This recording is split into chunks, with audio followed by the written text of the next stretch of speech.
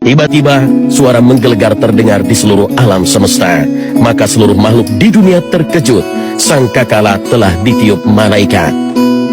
Dan ingatlah hari ketika ditiup sangkakala, maka terkejutlah segala yang di langit dan segala yang di bumi, kecuali siapa yang dikehendaki Allah, dan mereka semua datang menghadapnya dengan merendahkan diri. Al-Quran Surah An-Naml ayat 87. Tiupan sangkakala yang pertama ini panjang, seluruh makhluk ketakutan dan amat terperanjat. Dampaknya pun sangat dahsyat sebagaimana disebutkan dalam Al-Quran, sehingga ibu yang menyusukan anaknya akan melepaskan, mencampakkan anaknya. Orang yang hamil tiba-tiba melahirkan anaknya walaupun janinnya masih muda.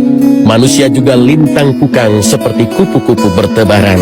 Suara menggelegar yang menyebabkan keguncangan dan kepanikan semua yang berada di langit dan di bumi, kecuali siapa-siapa yang dikehendaki oleh Allah Subhanahu wa Ta'ala. Lalu siapakah yang dikecualikan oleh Allah Subhanahu wa Ta'ala yang tidak terkena dampak kedahsyatan tiupan sangkakala pertama ini? Sebagian ulama menjelaskan mereka itu adalah para nabi dan orang-orang yang mati syahid. Mengapa demikian? Bukankah mereka telah wafat? Para nabi dan orang-orang syahid itu sudah wafat jauh sebelum kiamat. Bukankah Allah Subhanahu wa Ta'ala telah memberitahukan pada manusia bahwa sebenarnya orang-orang yang mati syahid itu hidup, tidak mati, dan terus mendapatkan rezeki dari Allah Subhanahu wa Ta'ala, sebagaimana difirmankan Allah Subhanahu wa Ta'ala, janganlah kamu mengira bahwa orang-orang yang gugur di jalan Allah itu mati, bahkan mereka itu hidup di sisi Tuhannya dengan mendapat rezeki. Al-Quran Surah Ali Imran ayat 169. Lalu di manakah ruh-ruh para syuhada yang masih hidup ini? Nabi SAW mengabarkan dalam sabdanya, sesungguhnya ruh-ruh para syuhada itu ada di dalam tembolok burung hijau. Baginya ada lentera-lentera yang tergantung di arsy.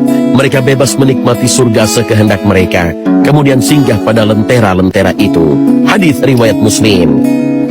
Ruh-ruh mulia inilah yang tak akan terganggu dan terkena dampak dari tiupan sangkakala yang sangat dahsyat ini.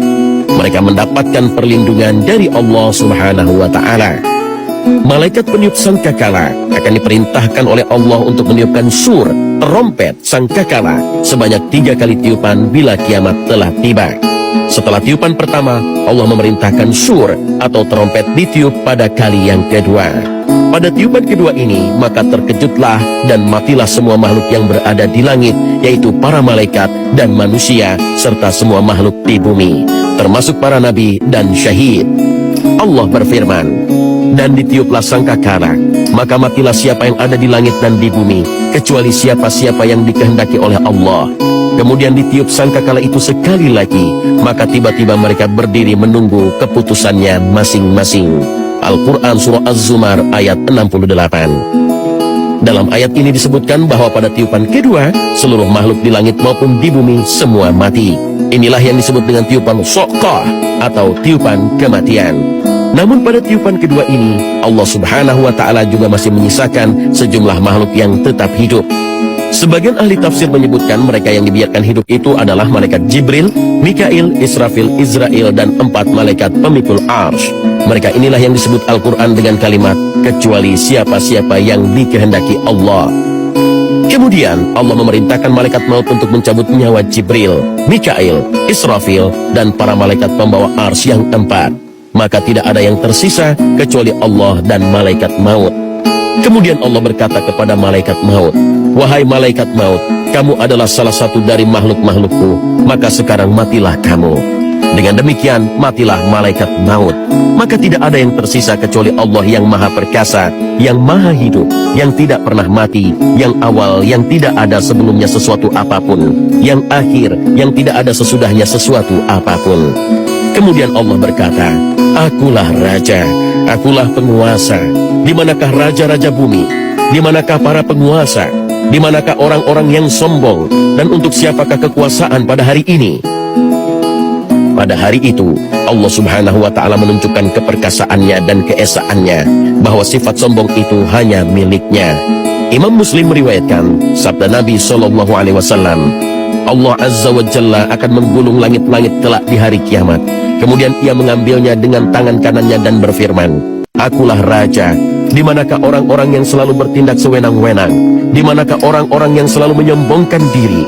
Kemudian Allah menggulung bumi-bumi dengan tangan kirinya dan berfirman, Akulah Raja. Di manakah orang-orang yang selalu bertindak sewenang-wenang? Di manakah orang-orang yang selalu menyombongkan diri? Hadis riwayat Muslim.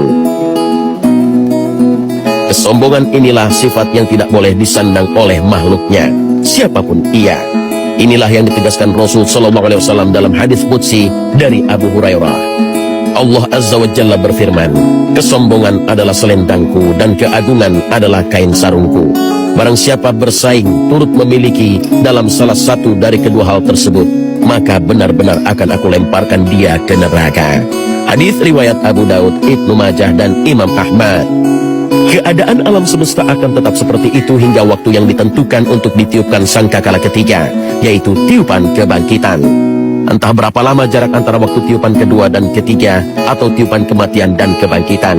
Namun Imam Bukhari meriwayatkan sabda Nabi SAW, jarak antara dua tiupan adalah 40. Para sahabat bertanya, wahai Abu Hurairah, apakah 40 hari? Abu Hurairah menjawab, aku enggan. Mereka bertanya lagi, 40 bulan? Abu Hurairah menjawab, aku enggan. Mereka bertanya lagi, 40 tahun? Abu Hurairah menjawab, aku enggan. Hadis riwayat Bukhari. Meski Nabi SAW menyebutkan angka 40 kepada Abu Hurairah, akan tetapi Nabi tidak menjelaskan apakah 40 hari, bulan, atau tahun. Apapun itu, baik hari, bulan, ataupun tahun, angka 40 yang disebutkan Nabi itu tentu waktu yang sangat lama sekali. Karena saat itu sudah memasuki waktu akhirat, yang durasinya satu hari di akhirat sama dengan 50.000 tahun di dunia.